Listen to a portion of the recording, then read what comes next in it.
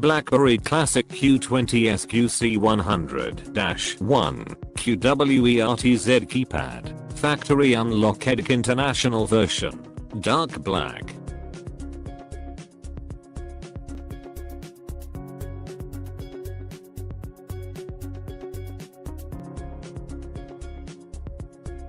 QWERTZ Keypad. Please check images, see optical trackpad and 3.5-inch touchscreen internal memory.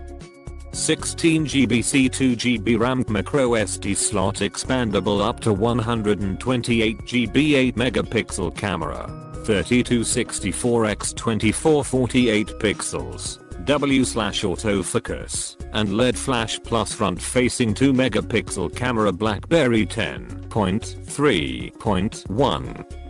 OS, upgradable, C dual-core 1.5 GHz Krait Processorc Chipset, Qualcomm MSM896 Snapdragonc Adreno 225 graphics 2G, GSM 850/900/1800/1900C, 3G, HSDPA 800/900/1900/2100C 4G, LTE 800/850/900/1800/1900/2100/2600. Check with your carrier to ensure full compatibility.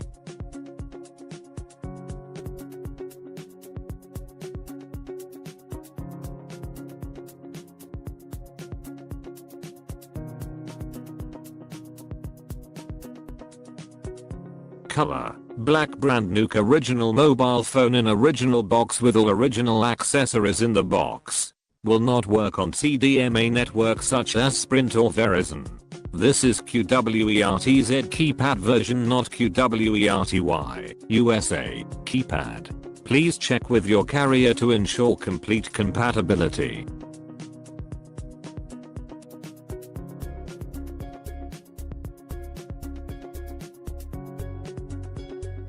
Update: if you're on AT&T, do not buy this phone, buy the AT&T version.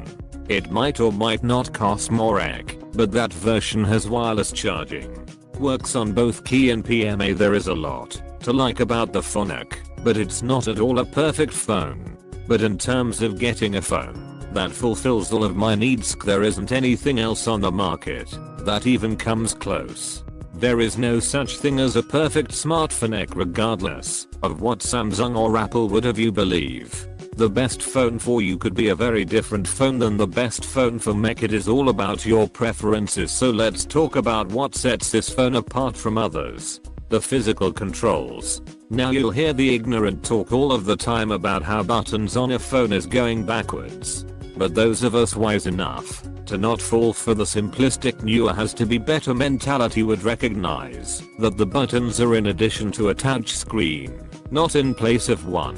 We would also recognize that what works best for certain things works best for those situations, regardless of which came first. And if we want to play that gamut, touch screens were on mobile phones before trackpads were. So I went from a bold 9000C to a bold 9900C and then a Q10 before getting the classic. So I've used both legacy devices and the newbie B10 devices. When I first got the Q10C, immediately I started missing a lot of the features legacy devices had that the new OS didn't, and I also missed the physical call send/end keys and the trackpad. With the classic and the new OS 10.3.1 that comes pre-installed, we are finally starting to get a lot of these things back. The keyboard is the one main divisive factor, mainly because it results in a much smaller screen. So you'll have to decide if the benefits of the keyboard outweigh the loss of the screen space. The Classic's keyboard is only slightly larger than the Q10's, which would have led me to believe that it would feel more or less the same to type on. But somehow that little bit of difference is noticeable. With the Q10C, typing was sick, but I did notice that my thumbs would bump up against other keys from time to time. Not enough to press them, but enough for me to notice and distract me from my typing a little bit. I still typed fast and accurate on the Q10, but on the Classic I've noticed this much less. Typing without looking at the device is even easier because of that.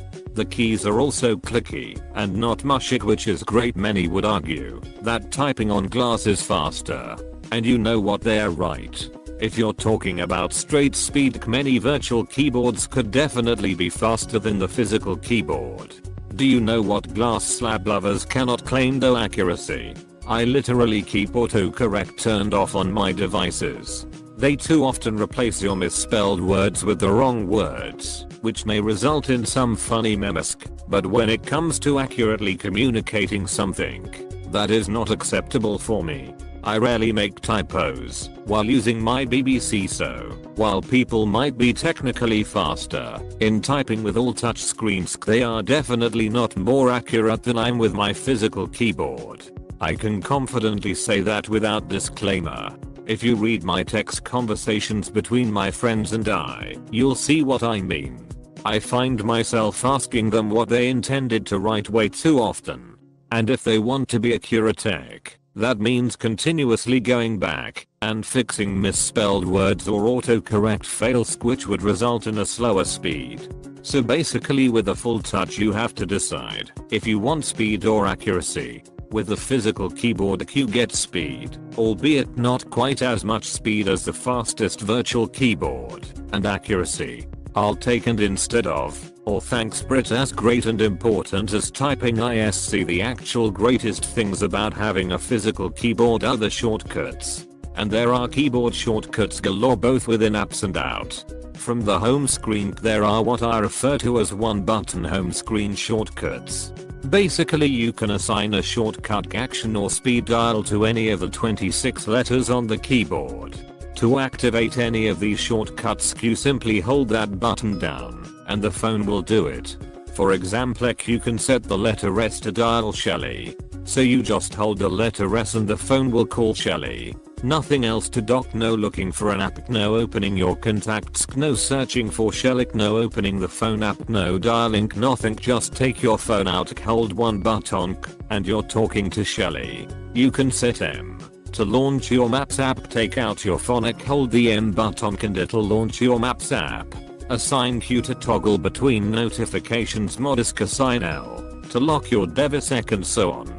Soon you won't need to do anything more than hold one button to do 99% of the things you need to do with your phone. This is an insanely awesome feature I use every day. Brand, if that's not enough, if you simply start typing something instead of holding a button, it'll bring up universal search. Right now with 10.3.1 it brings up the assistant, which is kind of a good and bad thing. The good thing is the assistant is much improved over the previous OSes. The bad is that this process does take a few seconds more to show results than simply universal search in the previous OS version. I'm sure this will be further optimized in the future, so it's not something that really worries me much. Whatever you type, it'll actually search for that, both locally from everything from your contacts, calendar entries, text messages, emails, pictures, videos, music, everything. It searches your entire phone all at once. Then it also provides options for what they call extended search. This is where whatever you typed will be automatically searched within the app/website you select. So let's say you want to find a video on YouTube of the nightclub shootout scene in Collateral. You simply take out your phone and start typing Collateral nightclub scene, and then touch the icon for SuperTube, the search extension app for YouTube I use for BB10, and it'll launch the app and automatically show you results from that search. With other platforms, you'll have to first find the YouTube app icon, then touch the icon, wait for it to load, then touch the search icon, then type what you're searching for, touch search, then see the results. Basically, you're cutting down 5 steps to 2 steps to do the same thing. Let's say you and your friends are discussing some movie Emma Watson was in. All you have to do is type out Emma Watson and touch the IMDb icon, and it'll bring up the app automatically showing you the results for Emma Watson. You are discussing how much a coffee machine is, just start typing coffee machine and then touch the Amazon icon and it'll launch the app and automatically show you the results for coffee machine. This feature cuts the time it takes for you to find things down by a whole lot. Searching for things on the internet is even easier. Just type what you're searching for, can press enter, and it'll automatically launch the browser with the search results from Google, Bing, DuckDuckGo, or whatever search engine you choose to use. It makes launching apps, touching search then searching feel like such a labor-intensive and archaic way to do things on your phone from within apps. Keyboard shortcuts depend on the developer of the app, but pretty much in every app pressing the B button will automatically scroll you to the bottom of the page and T will bring you to the top, while the space bar usually would scroll down one page at a time. One great little keyboard shortcut I have to mention is in the camera app.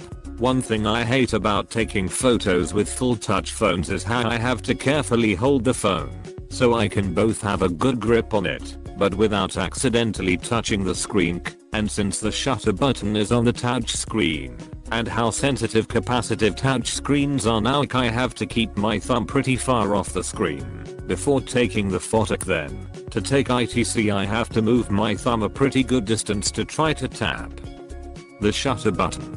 Of course you're doing all of this while trying to hold the phone as still as possible. On the Classic you can skip the whole touch screen control mess, although it's still there if you wish to use it, and take the photo using the space bar. Since it's a physical button, I can rest my thumb directly on the space bar before taking the photo, can simply press down to take the photo.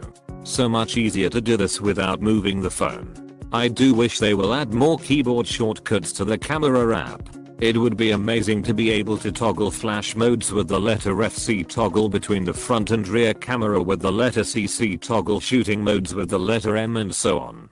Maybe one day they'll listen to me and add this. There is a lot of debate about whether bringing back the tool belt would have too many people perceive this new phone as one of the old legacy devices. Well, regardless of public perception, the tool belt is immensely useful for so many reasons. My personal number one thing is the call end button.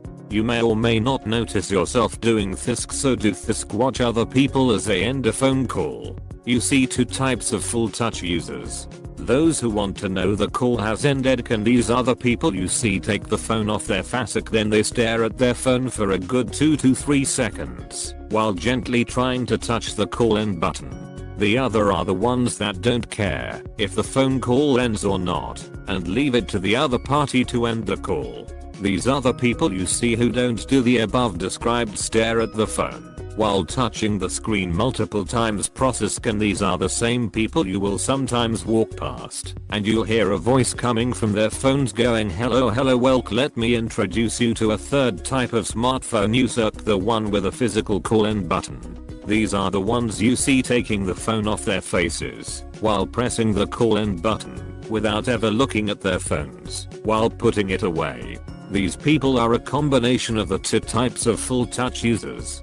They care to know the call has ended, but have no need to stare at the phone for a few seconds to confirm it. When you feel that call end button click down, you know that call is over. No danger of someone overhearing your conversation when you think you've ended the call with someone. No need to stare at your phone like it owes you money after every call. To ensure that is true, the second most important aspect of the tool belt for me is the trackpad. With the trackpad there's no longer a need to zoom into desktop mode websites when you need to click on a small link, and no more frustration trying to place the cursor in the right place while typing or while trying to select text. Here is an example of just how easy it is to copy and paste text using the Classic. Use the trackpad to place the cursor exactly where you want to start selection. Hold the shift key with your left thumb, move the cursor using your right thumb, then, when the right text is selected, press the BB key twice to copy. Go to where you want to paste text, move the cursor where you want to paste the text, or select the text field you want to paste in TOC and simply press the BB key twice again to paste. That's it. Here it is without the descriptions. Highlight BB key X to see, select BB key X to Copying and pasting text will take you mere seconds with the Classic, while with every touchscreen device I've used sometimes I find myself fumbling to get the cursor exactly where I want it for sometimes more than a minute. Sometimes I end up giving up and just selecting more than I need, and then deleting the extra afterward when I paste the text. Never again. Brit, even the call send key has a cool little trick up its sleeve. Legacy BB users might already know this. If you want to call back the last person you spoke with, what do you do on a full touch? You open the phone app, go to your phone log and select the most recent person. On the Classic and Legacy BB devices, you press the call send key twice from the home screen. That's it. Press it on sec, then press it again. It's so simple, you don't need to move your thumb from one button. And it takes literally 2 seconds and you're calling the last person back. Closing apps on most full touch devices, there's usually a button or some way to minimize an app. But to actually close etc, you'll have to long press on something, then flick the app away, or press some icon to close the app or something. Either way, you're moving your thumb some distance between one step to the other. With the Classic, you press the call end key to minimize the app, then you press the back key right next to the call end key to close that app. You can literally do this in a second's time without any effort, since you literally move your thumb over a centimeter. Brit, another huge aspect to BlackBerry phones is the battery life. With their latest phones, the Passport and the Classic, they have started to go with integrated batteries. Gone are the easily swappable batteries. While many legacy users are pretty upset about this, I have to tell you the battery life on the Classic is awesome. There was a really slow day at work where we literally did absolutely nothing all day. I was on the Classic for the entire workday, so 8 hours of almost continuous usage, screen on the entire time, watching videos, reading websites, sending and receiving messages on mobile network, LTE on, NFC on, Wi-Fi on, but no signal. See screen brightness at maximum, basically not one attempt to save the battery, and it lasted the entire workday with battery life to spare after it was done. I can tell you that I was pretty impressed. And while I get the novelty of being able to swap batteries, I'll have to say I've never had to do that since I got rid of the Bold 9900C, which had pretty bad battery life for a BlackBerry. Since the Q10C, I've always been able to make it an entire day, or at least long enough to get to a car charger or something. Never had a time where I was with a dead phone, while all of my friends with their fancy iPhones and Androids, it's more rare to find a time when their phone has power to actually use. I don't get how you can be happy with a phone that needs to be charged by 1300. Less than halfway through the day and my friends are already looking for a charger. I would have thrown my phone in the garbage after 3 days of that nonsense. I don't care how cool it is. No matter how cool the features of your phone, Eric, if you don't have any battery left, it's worthless. The screen is a 1:1 aspect touchscreen, just like the Q10 and Passport. It measures 3.5 diagonalic and has a resolution of 720 x 720. It isn't some UHD screen or anything crazy like that. The pixel density is really nothing to write home about, and admittedly would have been better if it was 1080 x 1080c, but overall I can't say that I have noticed any graininess or anything in the screen. Images and videos look crisp and the colors are nice and bright on the screen. So while it'll get scoffed at by the fandroids out there whose phone reviews sound more like mathematics equations, but in terms of usability it definitely passes. It is a capacitive touchscreen like any modern smartphone, so you have a combination of touch feature-esque such as the BB10's gesture-esque and the physical controls of the keyboard and tool belt. It has an 8MP autofocus camera out back and a 2MP camera in front. The MP count isn't anything special, it's the same as the iPhone and as previous BB10 devices, except the Passport, which has a 13MP OIS unit. I found the picture quality to be fairly decent. Took some lower light photos, and while it wouldn't hold a candle to an actual camera, and even if your phone has a 20MP camera in ITC, it also doesn't hold its own with a real camera for so many reasons I will not get into it here. See, I would say that I do think it is slightly better than the camera in the Q10 and Z10. I'm not sure if it's all in the software or if it actually does have a better camera unit from previous 8MP units and other BB10 phones. The rest of the specs are nothing to write home about, while being a huge leap for legacy device users. If you're coming from a BB10 device, it's either a small upgrade from Z3 or Q5, see a sidestep from Q10 or Z10, see, or a downgrade from Z30 or Passport. It has identical internal specs as the Q10 and Z10. See the Qualcomm MSM896 Snapdragon S4 plus 1.5 GHz dual-core CPU paired with an Adreno 225 GPU powers it. 2GB of RAM and 16GB of internal flash memory, expandable by up to 128GB of microSD memory. While again Fandroids will scoff at this, and I personally wouldn't mind better specs, but the phone works very well. I don't experience lag or anything while using the classic day-to-day. So for mech I was fine with how my Q10 worked, so this is like it with a tool belt, which to me is the upgrade I need to justify the purchase. If they release a classic second with better specs, know that I'll be first in line to buy it though. Not that I need ITC, but because I want it. Probably the most important aspect of a smartphone is how well it handles communications. In terms of phone calc, I don't think I need to get too much into ITC. BlackBerry is always known to provide great call quality and nothing has changed with the classic. I never have a problem with not hearing someone well or them not hearing me, even with background noise, echoing or anything else. Reception is just as great as it was with the Q10C, so it performs exactly as you need it to. I have to admit it's taken a bit of adjusting coming from the Q10 to answer calls with the button rather than with a swipe hook, but I'm getting the hang of it once again now. When it comes to messaging, this is where the glorious hub comes into play. Yes, it's called the hub because that is where all of the connections come together. It's exactly as it sounds.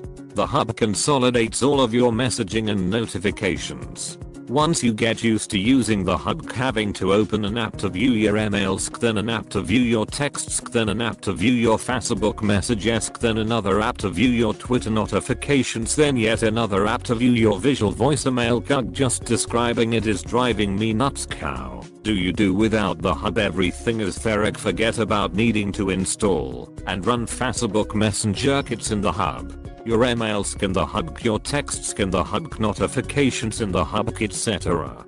And not only can you view things, you respond to it right there. Seriously, get a Facebook notification that someone commented on your photo, it's in the hub. You open ITC, it'll show the picture, the comment, the likes, you read the comments, like them, reply back, all from within the hub. Organize the hub any way you want. You customize what shows up there, and at any time you can filter it by any account. Pinch on the screen and it'll only show you unread messages / notifications. Set priority contacts or groups, and then you can also filter by priority on link or set up different notification profiles for priority contacts. Speaking of notifications, customize those any way you see fit. Select any MP3 or other audio file for any notification. Set individual volume levels for each separate contact notification profile. Set whether it vibrates for each type or contact, how many times it vibrates, whether it will trigger the notification link, and if so, what color or clitoralic. A different setting for everything. I see my phone flashing a blue light, I know I have a Facebook notification. I see it flashing red, I know I have a text. I see it flashing green, I know I have a BBM. While it's in the holster, I feel it vibrate twice, I know it's a text. Once it's a Facebook notification, I hear the James Bond ringtone. I know my friend Andrew is calling, I hear the Mission Impossible theme. It's my friend Carlos Mario theme, it's my friend Jenik. The possibilities and combinations are near endless. Customize it to exactly how you like it. Anyway, I can probably write a whole separate review just about the phone's messaging and notification system, but let's move on. Let's just say that it's awesome. I have to talk about Blend. Basically, you install the Blend software on your PC, Mac, Android, or iOS device. and depending on what connection setting you have it on, whether by hard USB connection, while it's on the same Wi-Fi network, or through mobile network, you can basically use the phone's messaging system without needing to pick up your phone. I'm on a PCC, so I have it on my PC. Basically when I get home from work I put my phone down on my desk, and I get on my PC. Before Blend, when I see that I got a new notification, I have to pick up my phone to check what it was. Not anymore.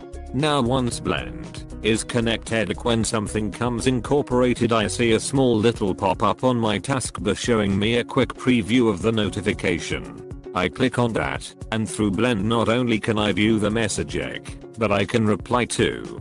Now for security reasons, none of this is being saved onto your PCC, it's all on your phone, and only on your phone. The moment you disconnect your phone from Blend, in my case, when I'm outside of my home Wi-Fi network's range, see all of that information is gone, and no longer accessible. But while it's connected, not only can you read and reply to your texts and emails, but you can view the file manager to manage your phone's contents, transfer files into and out of your phone's memory, etc. You also see a summary of your current day's events from your phone's calendar. It's a great program and concept. With a little bit of polishing it'll be just as amazing of a feature as the hub. There are some additional features I would like to see added to Blend. BB has a pretty good history of listening to user complaints/suggestions, so I'm definitely going to bring all of my findings and opinions onto their beta zone discussions. One major thing we all do a lot on smartphones now is browse the internet. So the web browser is an extremely important element of any modern smartphone. Well, I'm happy to announce that the browser in OS 10.3.1 that comes with the Classic is an excellent one.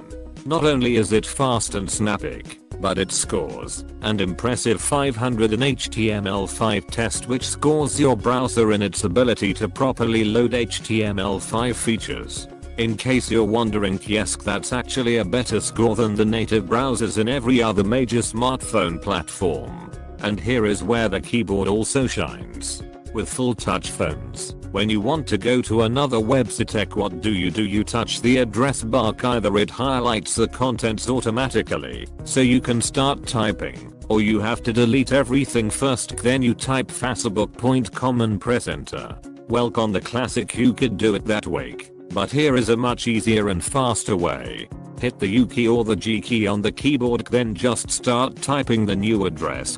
But here's the thing, you don't need to press the period. The browser will automatically convert spaces to periods if it resembles a web address. So from any web page you press type facebook.com and hit enter, and it'll automatically change it to facebook.com and go to it. It might not sound like much, but trust me, it'll shave a good 20 to 30 seconds every time you want to move from one website to another.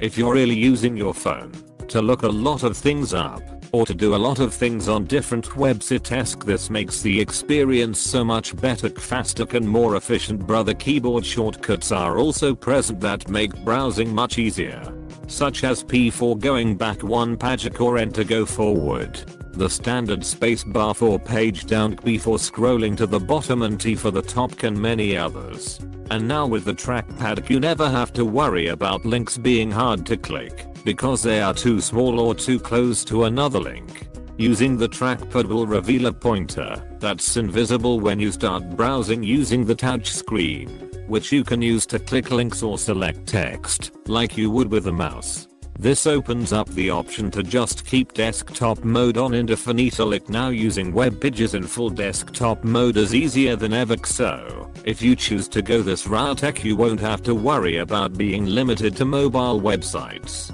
Imagine using remote desktop apps as well with a real mouse pointer. Another feature of BB10 that's pretty important is the ability to run Android apps. This isn't new to the Classic or 10.3.1c, but it's definitely much improved.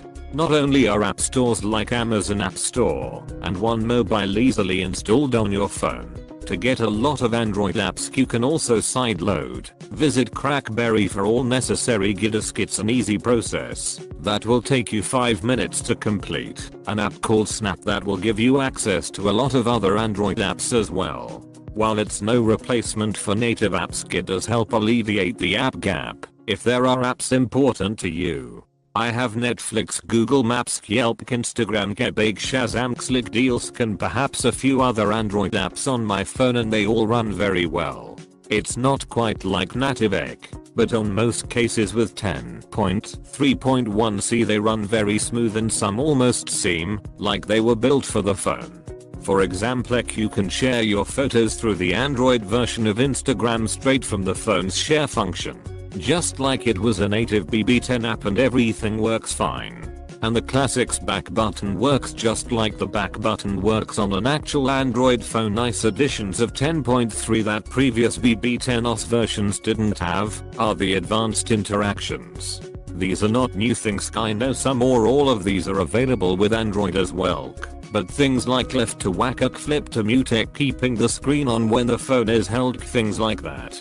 Again, nothing really new or evolutionary, but definitely welcome additions to the OS of the phone's brand. While Samsung will have you believe that NFC, near field communication, is their invention, and that it's only available on their phones. Sorry to tell you this, but NFC has been on phones for years. In case you didn't know, NFC is the technology behind those smart tags, where you can just tap your phone on them, and it'll cause your phone to perform certain things. Now the whole Apple Pay thing uses NFC. That whole tap to transfer files and contacts thing that those commercials make appear as new amazing features they came up with. Mild bold